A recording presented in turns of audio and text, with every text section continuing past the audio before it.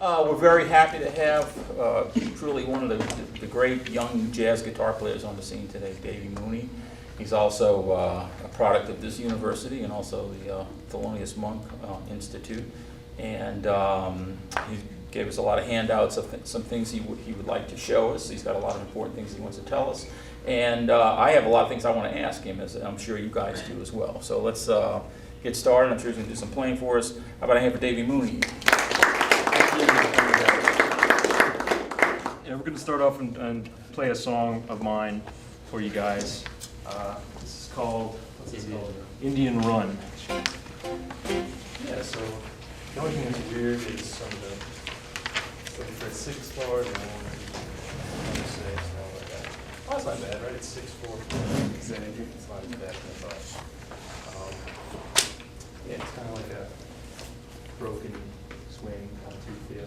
You guys play these. It's not like stop hits, but play up these hits. They don't match the melody exactly. Okay. All right, here we go. Ready? 1, 2, 1, 2.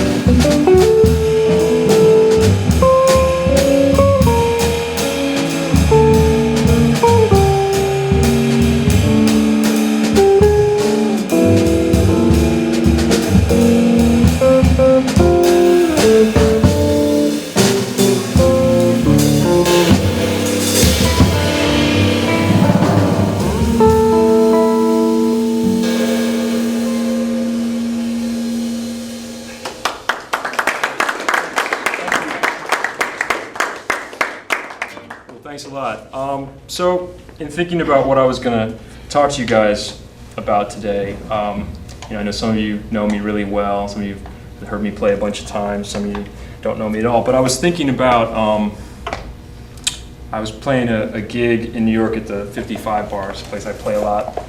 And there was somebody there who was nice. He came and bought my CD, and they said, they said to me was, oh, it's really nice to hear somebody who, a guitarist, kind of like making the transition from playing in a more traditional way to a more modern way. And I was trying to figure out what they meant by that. And then, but then I thought about it, and I realized that over the past couple of years, particularly the 2 years I spent down here with the Monk Institute, I did kind of change my playing a little bit or not change it, but try to adapt it to different kinds of tunes and different kind of playing situations. To sort of fit into, I guess, more of what's going on in sort of New York jazz, modern jazz, and jazz by younger people now. So I figured I could maybe talk a little bit about that, just the kind of things that I've been working on, and some of the tunes, in that packet, some tunes that I've been working on with some different meters and things like that. And of course, if anybody has any questions about anything, we can talk about that too. But that first tune, I guess, was more, that's not in your packet, that's called Indian Run, more on the, I don't want to say traditional side, but nothing too tricky in terms of odd meters or anything like that, maybe some different phrase lengths. But, so talking about the packet a little bit, I included at the beginning these two transcriptions that, from this album, actually called, it's a Chris Cheek album, a tenor saxophone player. He's up in New York, really fabulous saxophonist. And he has a album called I Wish I Knew, which is from the mid-90s, I guess 96 or something. And I think that's such a great record. It's all standards, ballads mostly. And it's him and Kurt Rosenwinkel on guitar. And it's Jorge Rossi and, what's his name? Chris Higgins, I think, on bass. And I transcribed two of the tunes, the guitar solos from that album. And in keeping with this theme of sort of, I don't know, modern, the terms are a little silly, but more contemporary guitar playing versus, I don't know, sort of post-bebop or whatever you want to call it. Pretty much everything up until, I don't know, the 90s or something, the 80s, whatever. Gets kind of silly to talk about when this happened there, but this album's great because it's playing over standards, but there's just some it's just such amazing harmonic things that in the guitar solo. And particularly, I guess I could play one of them. There's this one line in here. I hope I can still play it. I'm kind of embarrassed if I can't. But in Stairway to the Stars, the 7th bar. Can I see your music stand for a second? I just remember this line just blew me away. It's it's a 3-6-2-5 thing, turnaround. You see bar 7, and he plays this. Okay,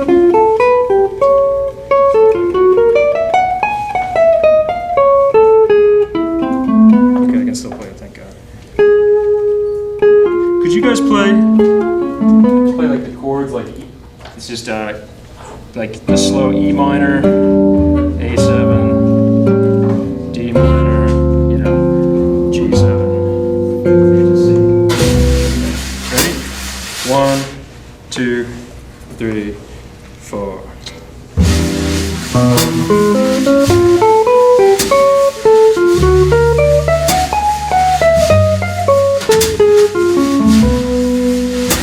One more time so I can do it right. 1, 2, 3, 4.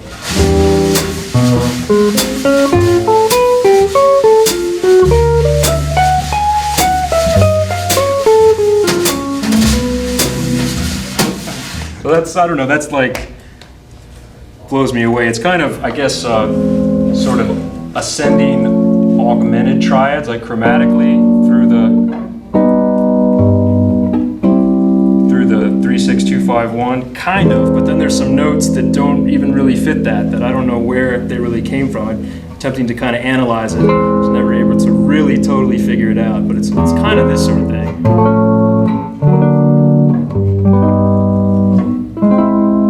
Dave, I remember Kurt Rosenwinkel mentioning one time that he worked out of the book by Walt Weiskopf. Okay. It's called Triadic Playing. Are you familiar with that book? No, I never Yeah. really looked at that. But I think that book might have had influence on it because he plays a lot of triadic type of stuff, superposes things. Do you think that's? I guess so. Yeah, but there's some notes. It's funny because then there's some notes in there. Like it starts off like that, like, but then it goes. So yeah, it's a combination of that with maybe just some more standard way that you would maybe play through that kind of chord progression. So that just kind of blew me away, like listening to that album, and I had it for a really long time, just noticing the way that the tunes are real standard, and he'll go in and out of playing in a more, I guess, I hate to keep using these words, like traditional way or a normal way that you expect to play through these chords. And they don't ever change the chords on the album either. It's not like the changes are real straight. And it's on top of that, there's so much like amazing stuff that goes on. So that there's that tune, which is a great tune too, Stairway to the Stars. And you can, I didn't want to make you guys a copy of the album because you can go out and get it. I think it's on iTunes. I'm not entirely sure, but you can hunt it down. It's called I Wish I Knew. Maybe some of you have it. And then this other one is from the same album. On the tune I'll Be Seeing You, and it's a little more like mid-tempo. But yeah, there's some amazing stuff on this too. Just like the very first thing he plays just blows me away because the song's there's E flat and then F minor. But the very first thing he plays is like what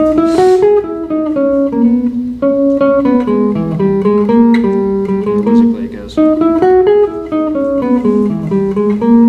Yeah, it's like totally in another. Let's gonna play those chords. So. That kind of tempo, just the first. So I'm sorry, you guys don't have it. It's 2 bars of E flat, and then F minor, a bar of F minor, and a bar of C7, like that tempo. So like 1, 2, 1, 2, 3, 4.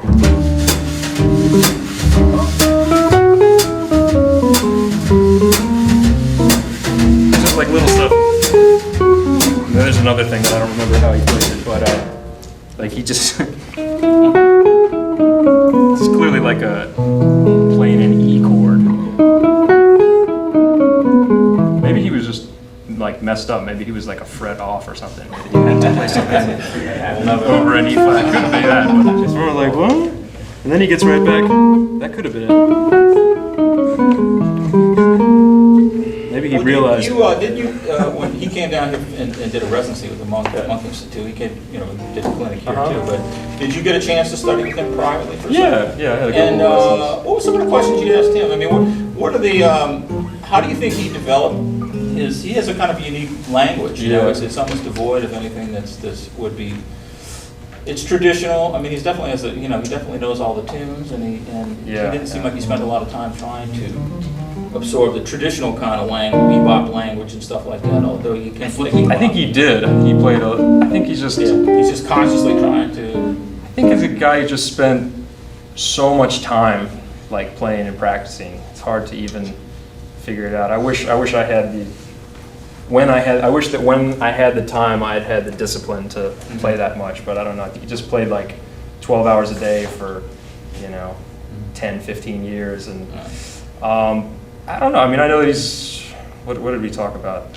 we wouldn't really talk. We just kind of, he would play something, and he'd wait for me to play something. And if I didn't play anything, he'd play something else.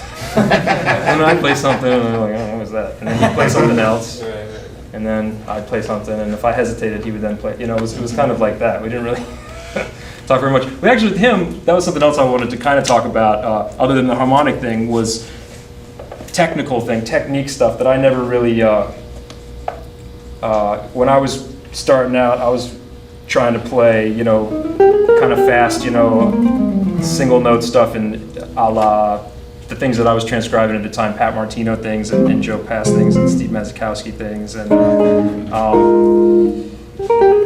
you know, where there aren't a whole lot of skip jumps. I mean, sometimes there are, but it's you can get away with the standard, you know, alternate picking things. I remember talking with Kurt a lot about technique, and he was funny. Like I think I was trying to do things that I didn't really have the right hand articulation to really pull off, but I was trying to do them anyway.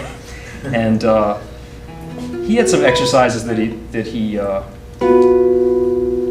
we did, but it was mainly about just telling me to think more about technique. And it's hard when you're trying to play these kind of triadic things, especially at faster tempos, when you're skipping strings a lot and your right hand is really programmed to alternate pick all the time. It's very difficult, or it is for me anyway, to switch to hearing things that are more like this and then trying to pull them off in the same way that I can pull off some things that are more less, you know, intervallically, you know, the skips aren't as big with the intervals.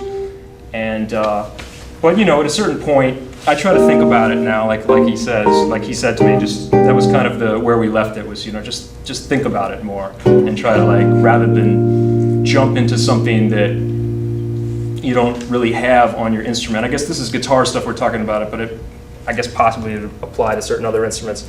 Rather than just trying to jump into stuff that's new, like try to think a little bit technically more about how it's coming out, because I know on the guitar, if it doesn't technically happen with both hands, it just doesn't work at all, and it comes out, it gets totally screwed up.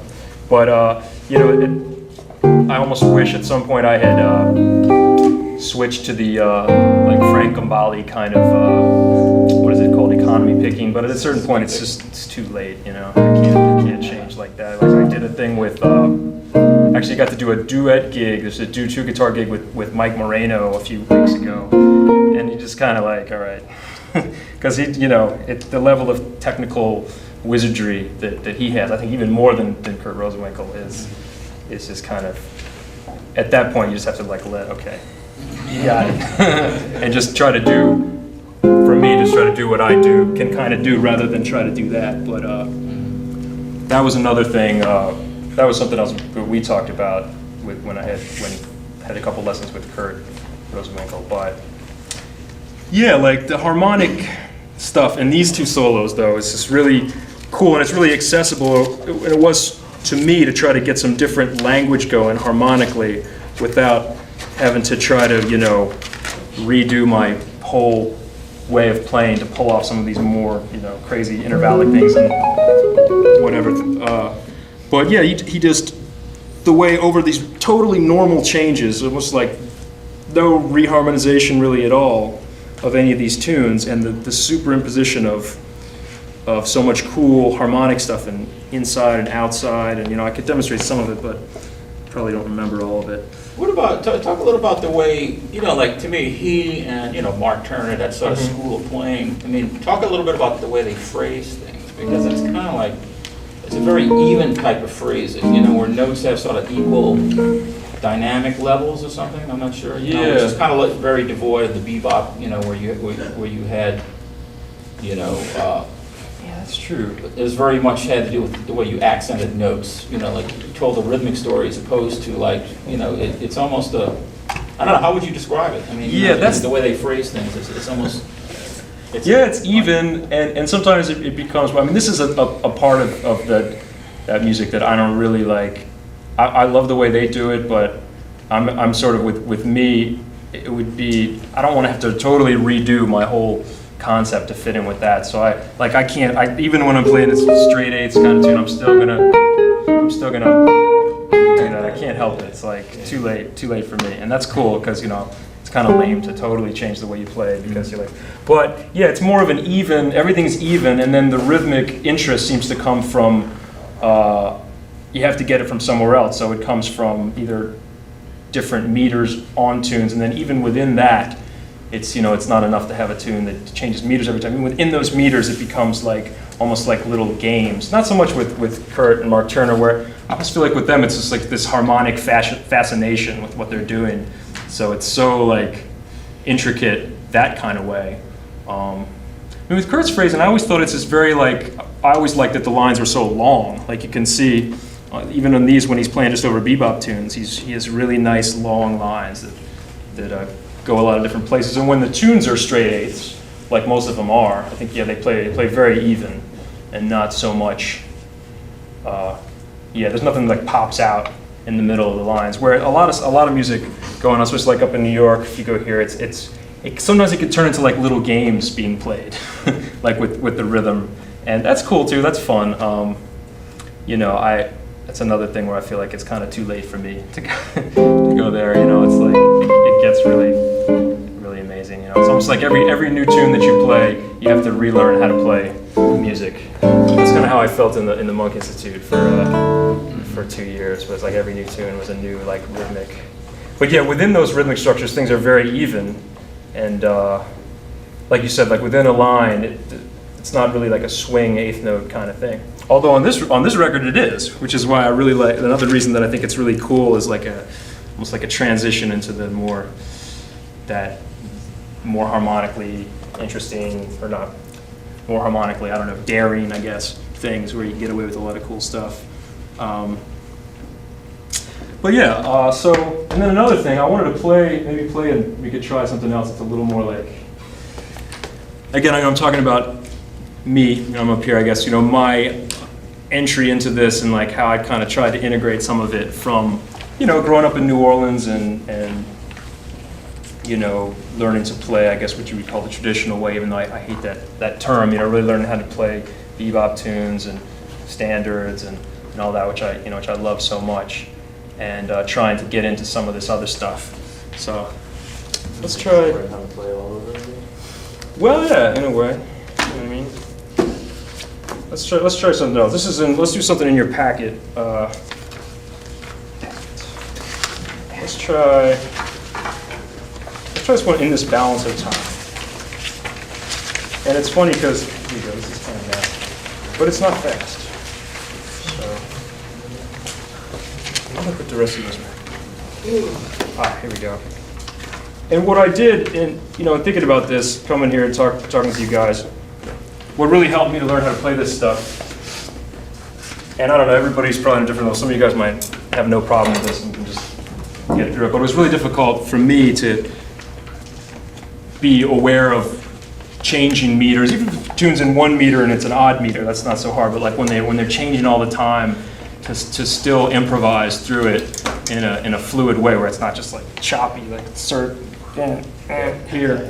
And it might seem obvious, but what really helped me was to actually just like make a recording of the chords and it all going through and practice, which I guess that's really obvious, but for me it took a really long time to accept that I should just do that. So what I did actually, on my MySpace page, I put up some of like the practice recordings. So if any of you for any reason want to, maybe we're in the same position that I was in, or want to use some of those recordings, you can go to like MySpace, it's /Davy Mooney, and I've got like the 4 tunes that are in this packet. I've got like the practice recordings that I still use to like shed this stuff. So yeah, so it's actually not that bad. The only thing, it's like, it's in 5, and then you have.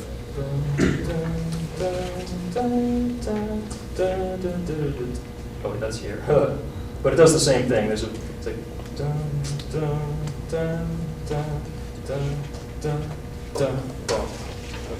and goes from here to here. That's the form. Wait, the A section and the D section? Or Through okay. the piano. Okay. So you don't have to play that. That's like the intro. So the weird parts are like the way there's this 4/4 measure here. Yeah, I'm just gonna try and play it. It's fun. It's funny because I wrote this thing back in like 1999, like forever ago, and it was meant to just be played through once and then be over. And then at some point, it was funny at the Monk Institute, everybody wrote this music that was so difficult. And I would come in with these tunes that were just kind of like, my stuff can be kind of almost like poppy, and I have lyrics, and I like things that are very melodic. I was like, man, I gotta come up with something harder. And so this was there. I'd never tried to play on it. It's not that hard, but. So I'll do the little intro thing.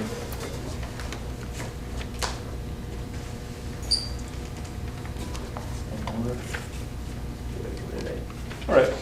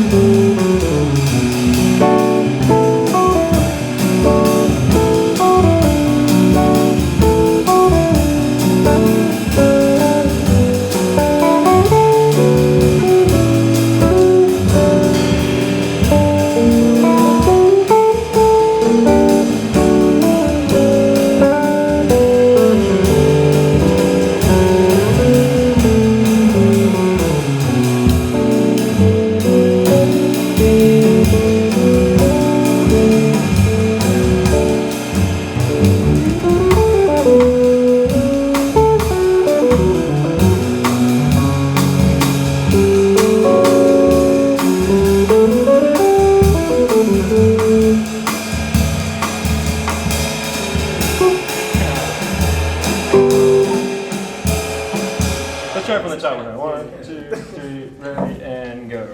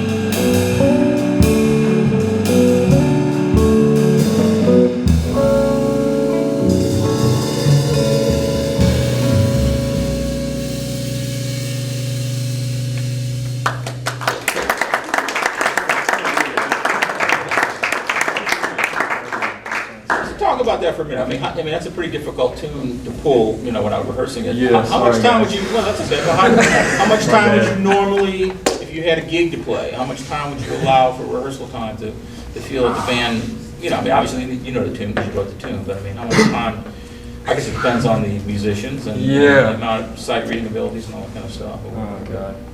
Yeah, I mean. How much you know- time does it take you to become organic with the music, where you don't feel like you're tied to the music? Yeah, like, for me, forever, I mean, a really long time, that's why, you know, I finally, it's funny, it took me a long time to admit to myself with this kind of tune that, to not just get mad and just be like, oh, crap, why haven't we tried to solo on this anyway? God. And I'll be like, okay. So then, it's an ongoing process. I find that, like, what I try to do, especially in New York, is there are people, like when I do this on gigs, to be honest, people just sight read it.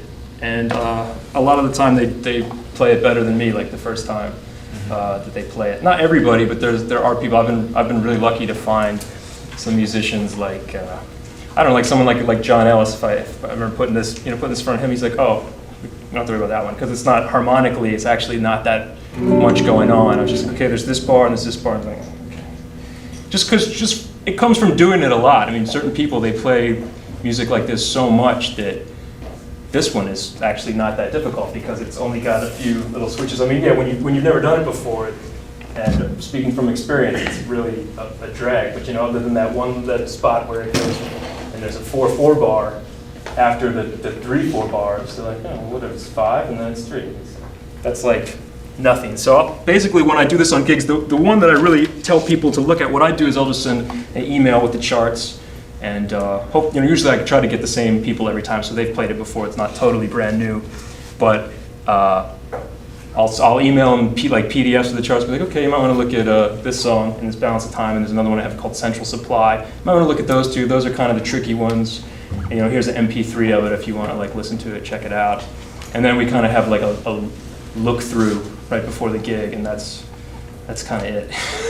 And I mean, I've been really, really lucky to find people that can do that. But it seems like, you know, these days up New York, like young musicians, people my age and even a little bit younger, I mean, like every tune is an experience in humility for the person trying to sight read it, or for me anyway, because every tune is like, you gotta go, really, to play on it organically, you'd have to shed it for probably like a week, then maybe I could start to grasp it, and then just like every day for the rest of, I don't know.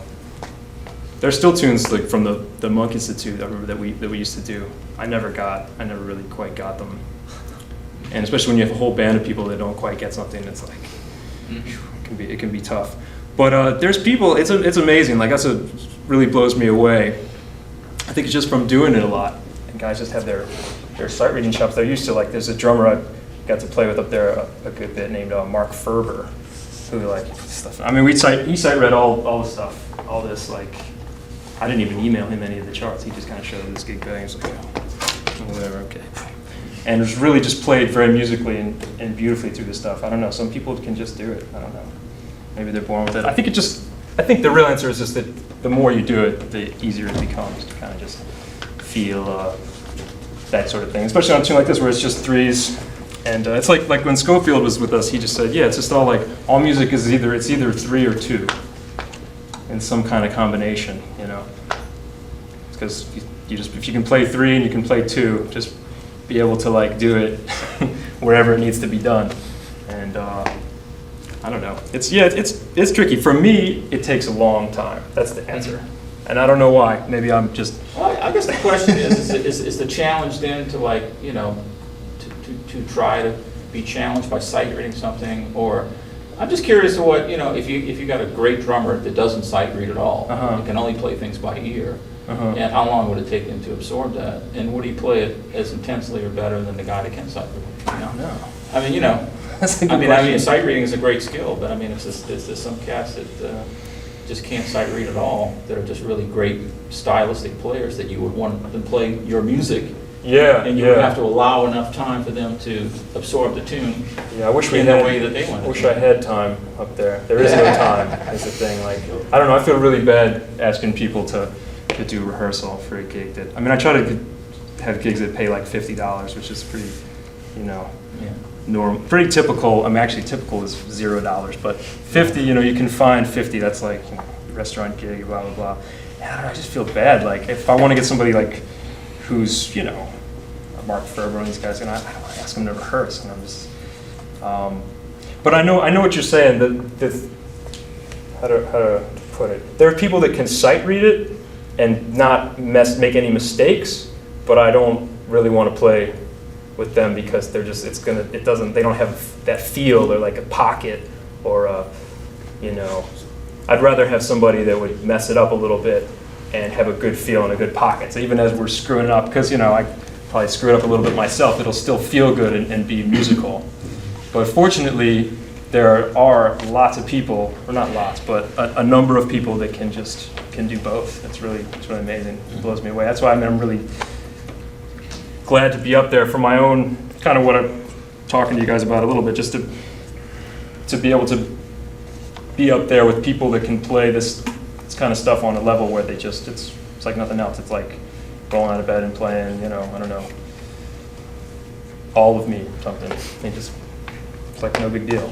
So, and, but there is the other side of it is that people can be very correct and precise and perfect, and it's not as cool.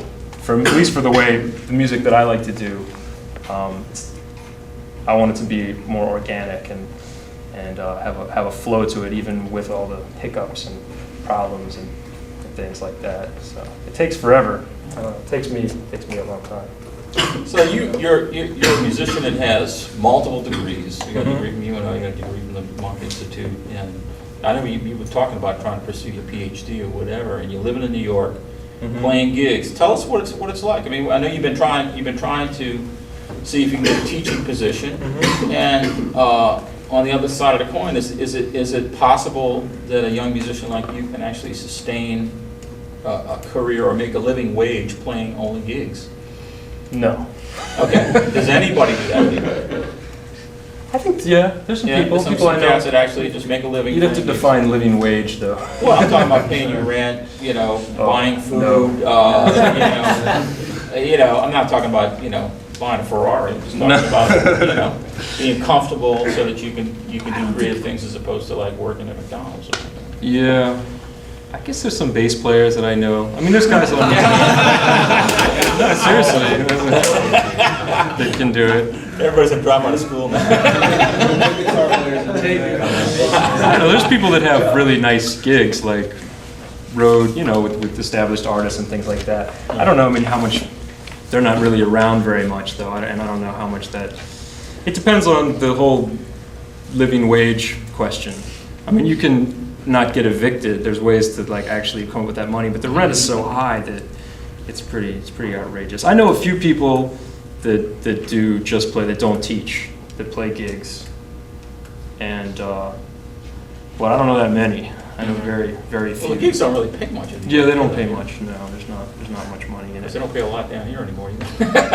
Yeah, It was out a there, certain time. You expect to get a certain amount of money. Well, like, it's kind of. when I first moved back here after North Texas after college, I mean, I was able to, I mean, my rent was like $475 a month, but I was able to make a living playing on Frenchman Street, you know, and like little, you know, and teaching a little bit, but not that much. But you know, I mean, the rents are outrageous. You know, it's you have to have some kind of teaching thing. I mean, I teach guitar lessons. Got to have some kind of other income. Not everybody does, but some people do. I mean, not everybody does, but most people have to have something else. That So I the know. compelling Like reason in my situation. The compelling reason for you to be in New York is because of the pool of musicians there? Yeah. What about Europe? Or, because I remember Rosenwinkel talked about the same thing. He felt like he wanted to live in a place that was cheaper. You know, I guess Berlin was an inexpensive place to play. I think his career is a little bit Yeah, more, right. you Oh, can yeah, I do know. it anywhere. I guess maybe like at that time or something. I don't know. It was, you know. I don't know. I mean, for me, But, I just want to be around like stuff that kicks me in the, just musically, you know, it's good for, I mean, I don't have a problem. I teach a lot of lessons and things like that, and it beats me down sometimes, but it's not, you know, not that bad. And I still have time to shed like these kinds of tunes and work on my own thing. So for me, it's I'm there because of musically it keeps me from getting lazy and really slacking, basically, simply enough. Oh, yeah, How many students do you have? how many what? Students do you have? How many students do I have? Well, it varies. I got but like on several. average, would you? I got a lot. I mean, I teach at a little school where they bring in students and I just teach them. It's nothing like that exciting. It's a glorified day job, but it's a day job teaching guitar. I have a lot. I have definitely over 20, like consistently. It depends though. The more the merrier. You know, the rents are outrageous. What's the going rate for private lessons up there? Well, it depends on where you, if you teach out of a school, or if you were to teach, I've always just gone through little schools, and you know, it's just like 30 to 35 an hour. The places that I teach it, I mean, I guess there are places that pay more, and if you were to build your own pool, you could charge a lot more than that. But I mean, then you gotta, if you're going to go to people's houses, if they're your own students, you got to get a subway, and you can't put together enough hours to make it worth your while that way. Whereas for me, it's just easier to go somewhere where they're going to be there, and it's a little less of a rate because they're not going to come to you really. I mean, depending on where you live. Maybe if you live in Manhattan in like a perfect location or something, but yeah, it's too tricky to make it work. I've tried it a lot of different ways, and it works best for me to just go out someplace, teach, get them all like in a block, and then go home, and then it's over, you know. Talk a little bit about your pursuit. I know you were trying to get a teaching at a university, a position at a university. Yeah, And, yeah. I remember writing a bunch of letters of recommendation. Yeah. Tell me what that pursuit's been like. You know, what's that like? Because I mean, there's a lot of grad students here that are going to be graduating with degrees and certifications. And tell us a little bit about that whole process and that whole journey. Well, thus far it's been pretty simple. It's like I email you and you get my letters, get everything together, send the thing off, and I never hear anything else. That's been the simple side of it. But I mean, are you thus far. trying to pursue places where you live? Because I mean, I think that's probably, or I mean, if you got called, if there was an opening in some university in Iowa or something like that, would you even consider doing that? Or are you only looking for places in New York or around New York? At this point, the things that come up, there's hardly anything. And I mean, that's a good question. I remember there was one thing that opened that was University of Minnesota at Morris. And I looked up where Morris was, and it's like by Fargo, by the border. But then I heard this other show about how things are like really cool up there now. That like Fargo's this really cool place supposedly, and it's like booming out there. And I was like, I shouldn't apply. Well, yeah, there's some places where I was like, I don't think so.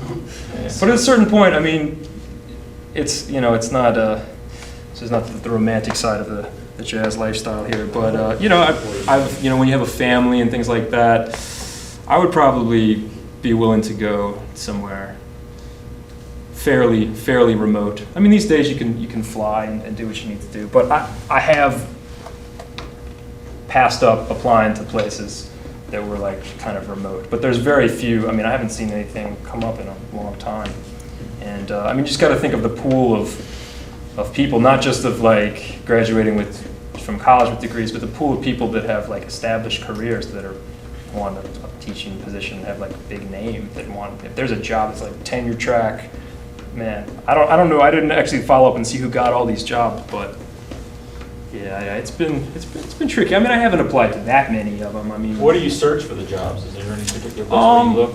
I go to like the Chronicle of what's it called? Chronicle of Higher Education, and I remember there was a European site that Vadim Nezolowski like showed me about. I haven't checked that one in a while. I should probably missed some things. Monster.com. What's the other one? There's a few just places just compile all kinds of jobs and put in music and you see what's there. But I mean, I probably in my situation, I would think that the thing to do would be to try to get do the PhD thing. Yeah, I don't know. I don't really know. I don't know what to tell you. It's difficult, you know. But whatever. I mean, I didn't get into this whole racket thinking it would. Nobody ever tried to tell me that it wasn't gonna be difficult. Waltz into like a nice cushy situation. So, you know, I'm content with where it's at. But yeah, it's hard. You know, I haven't had that much success. I haven't had any success. But, I've only been doing it for a year, though. You know, it's like, and times is hard, you guys. You know. Nick, you had a question? Yeah. What's up? Well, you know, like, you come from here and Uh-huh. you go there. And Yep. It's so different with the type of music that people are playing all the time. I was just kind of wondering, like, how often do you just get together with people and play up there? And, like, do you think that would be a possibility anywhere else? Like, Well, yeah, that's the whole thing. That's like the session. Let's do a session. Let's do a session. I have to be like, I don't know. Be honest and say, I don't know if it's because I'm from here and I'm used to like, if you want to get together and play, it's like, let's get a gig. Let's go do a gig and play. And you can play. There it's like, no, let's get a session. Come over to my, get on the subway for an hour and come over to my house with all your gear, and we'll set up in my living room and play some like really impossible music for 2 hours, and then get in the car. It's like, it's nice. It's nice to be able to do that, but I just have to be, honest with you. I really don't enjoy it very much, just because it's so difficult. It wouldn't be like if New Orleans said, come over to my house, okay. You get in the car, you drive 10 minutes, Right. 15 minutes, and air conditioned, and so you set up your stuff and you play. That's one thing, but it's like, man, if we want to play, let's just go get at least a gig for a no money gig somewhere and play. I don't know, that's just my own personal thing. If I'm going to get all my stuff together, I'd rather play for people. But yeah, like the last time session I did was, we played, I had a tune, played one of my tunes, and then there was this tune that was just like just impossible. And we sat there and we like slaved over it for about 45 minutes, and then it was like, time to go. But, it's ridiculous. It's like, man, really? It's like you're saying, like some stuff is just so hard. Like maybe that'd be good that it wasn't a gig, because I would have been, like, if it had been a gig, it would have been just humiliating. Although it probably wouldn't have been anyone there, so it wouldn't have been that humiliating. But It's funny, I remember talking to John Patitucci, and he talked about that because, when people hire him for a gig, because he's John Patitucci, Uh-huh. they just write this incredibly hard music, It's just like, oh, man. It's almost like a burden, yeah, it's a little. It can get silly. I mean, I don't want to say, because there are people that can do sight read that impossible music and play it musically and wonderfully the first time. There are those people, and so there's also those people that deliberately write stuff to try and like make you sound bad on it, which is like, what? But so it's kind of like, I don't know. I wish I could play that tune that he had. I wish I could have done it. I wish I could. What If I had percentage of gigs 2 that weeks you to get it do in New York as a sideman as opposed to being a lead? Well, I have some like regular gigs that I do, kind of like. As a leader? I mean, you have like your... Well, as a leader, I try to do at least one a month. I actually try not to do more than that. I mean, there's places that I could play, again, where there wouldn't be any money, and so I'd have to pay people out of my pockets. I don't really want to do that. I mean, I have places where I can play where I can make sure everybody is going to get at least like $63 or something, $64, $50. Like I'll do the 55 bar and like the Fat Cat you get $80, which is nice. But people are playing ping pong in the background. Like, but that's okay. It's kind of fun. It's actually, I don't mind playing there. I think it's kind of fun. Like you're playing ballads. You can't really do ballads. It's a family thing. But, It's like jazz in a college it's bar. so much fun. I enjoy it, I'd say. Like playing at Harris Casino. But yeah, so there's a place, and there's like the bar next door is a place. That's nice. You get food. You get $75. You get drinks and food, and it's fun. And but there's a whole slew of places where you can play and not get any money unless you get a percentage. Or basically, you wouldn't get any money. And I try to avoid going for some of those gigs, because at a certain point, it's like you play once a month. Who's going to come out? You don't want to play and have nobody be there by playing too much as the Davy Mooney. What I've been doing is I do some different projects too. Like I do a singer-songwriter thing, and I actually have a gig that's more like the hot clubby style kind of thing that I used to do down here, where I sing standards. Actually at the DBA in Williamsburg, so another DBA gig. But so then I have that. I have like I have a restaurant gig I do every week. You know, I probably do like 3 to 4 gigs a week, I would say. Maybe 3 on average. I don't know, but then little things come up. But of my own, when it's my own music, I'd say like, well, where I'm the leader, I'd say maybe like half of them. Like I really make an effort to hustle that stuff so I can actually be playing music that I know well enough to really sound good on, sound like myself, and not just be scuffling with some impossible stuff that I don't sound good on. Hey, what's up? I'm sorry. People are asking questions. What's up? Do you find like a real division between the people wanting to play the modern stuff and stuff that's more swinging? There's so many divisions and little cliques and things and this, that. I personally, that's all there. I just try to, I don't know. I don't have a lot of like time for that. But there is that, yeah. There's all kind of cliques. This person, this is cool and that's cool. And I mean, do you balance between like playing something more traditional and more just swinging? I do. Like, and yeah, so some cats do that, you know? Yeah. I'd like to do that. I mean, there's some stuff I can't do. Like I'm just not very good at. Like some kind of, there are certain styles that if you don't do that all the way, like, you know, you can't go from playing, I don't know, like just like bebop stuff to go play with like Ari Honig or something. It's just not going to work. Unless you're, you know, I guess there are people out there that can do it, but you have to be a really like, you know, I don't know. But I enjoy trying to do all that kind of stuff that's within my power to not sound really sad on. For me. But there are people, like I said, there's this click and this. So being up there, like how has having all those different schools available helps you kind of figure out what you want to do? And then like, who do you like to check out up there when you have free time? Well, I mean, I think I know, like I have enough tunes, I have enough music and enough things that I do where I know what it is that I want to do. And what's great is that there's enough musicians who can just play my music and make it sound great the way I want it to sound and really like make me play better and sound better. So that part of it is pretty cool. And in terms of like checking stuff out, I mean, there's a lot of everything in New York. There's a lot of really great stuff. There's a lot of really mediocre stuff. There's a lot of really bad like stuff that's not that happening too.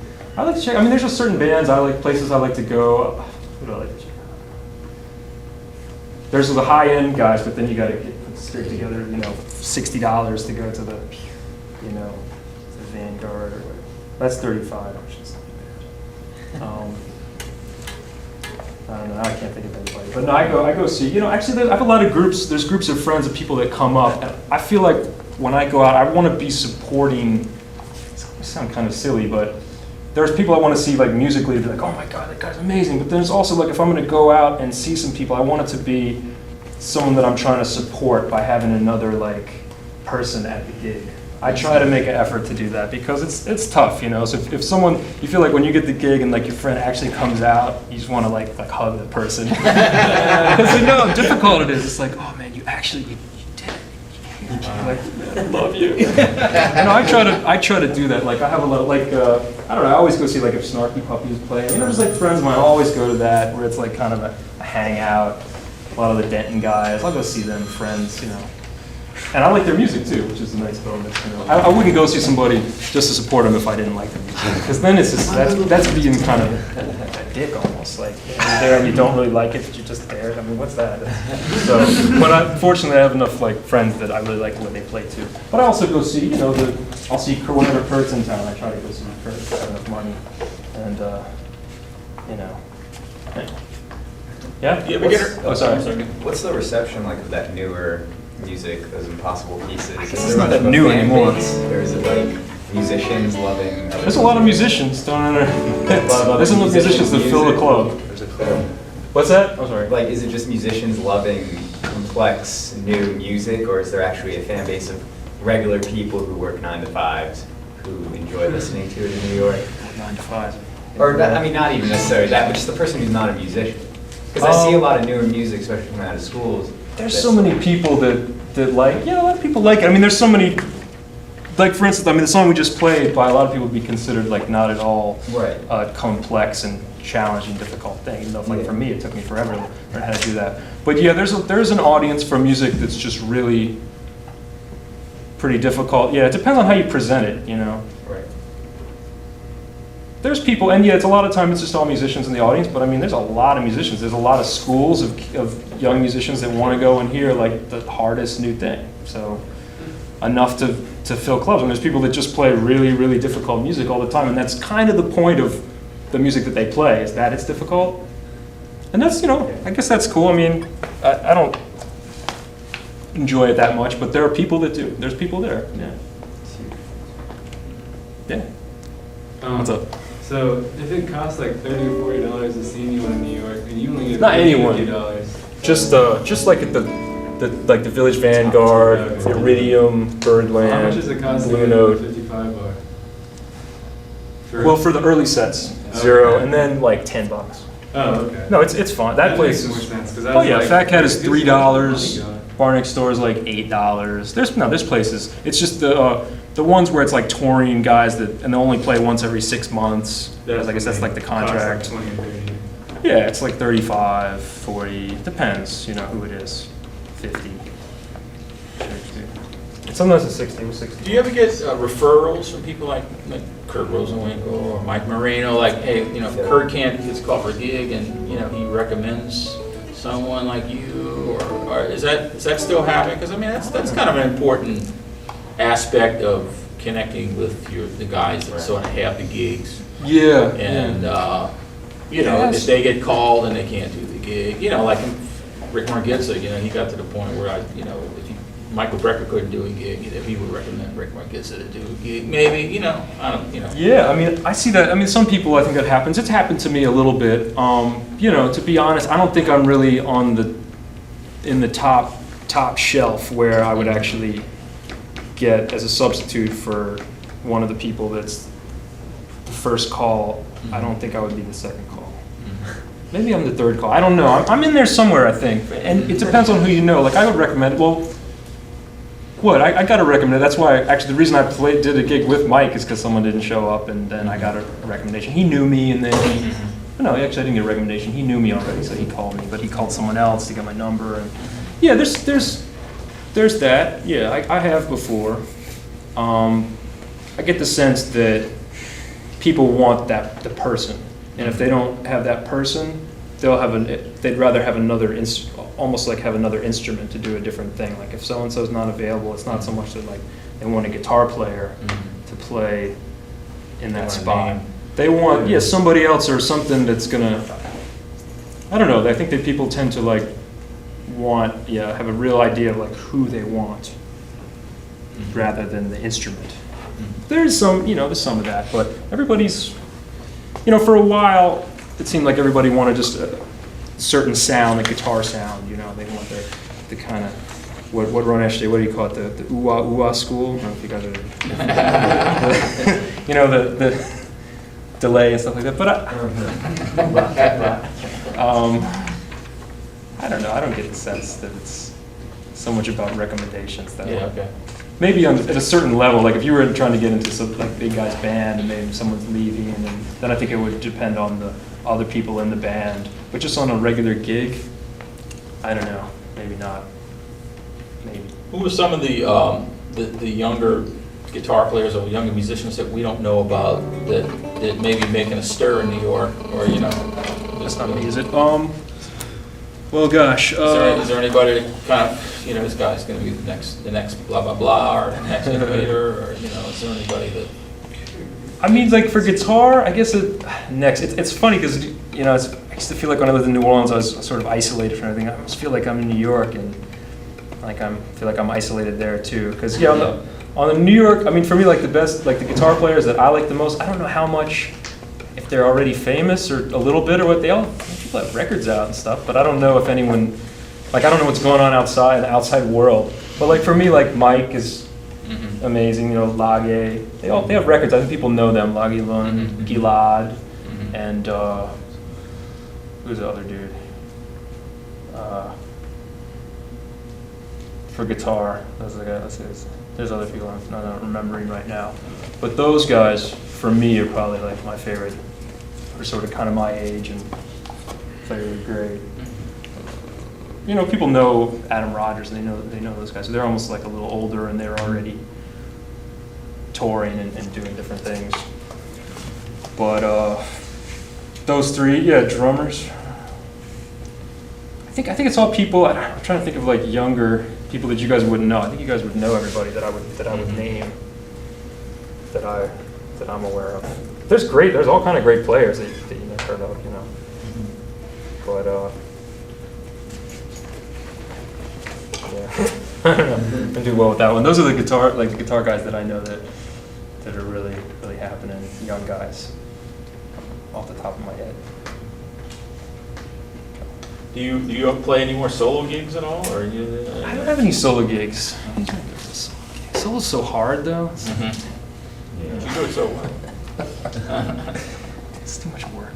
I don't even want to play trio. I don't want to play trio anymore either. Since I started playing quartet, trio just feels so difficult to me. I did a trio, like a 2-set, hour and 15-minute set trio gig the other night. I was like, man, this is hard.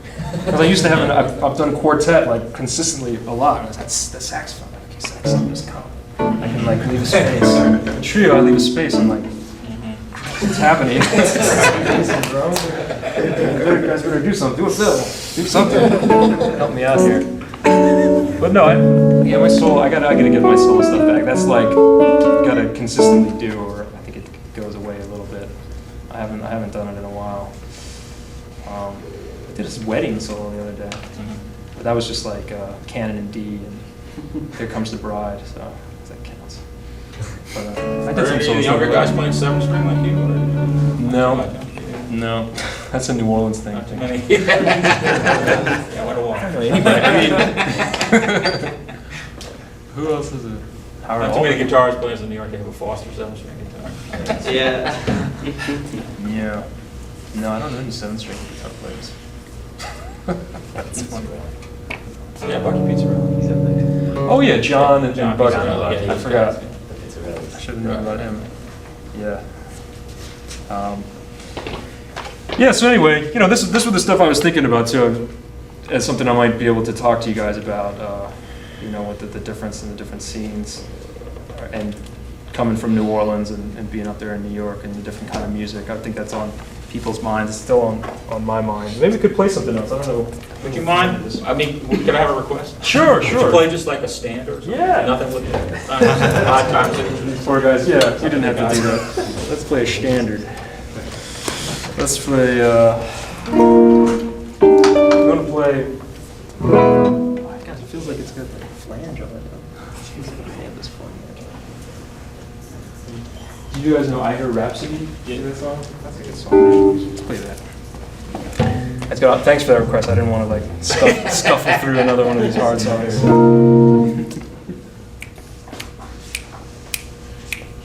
1, 2, 1, 2, 3.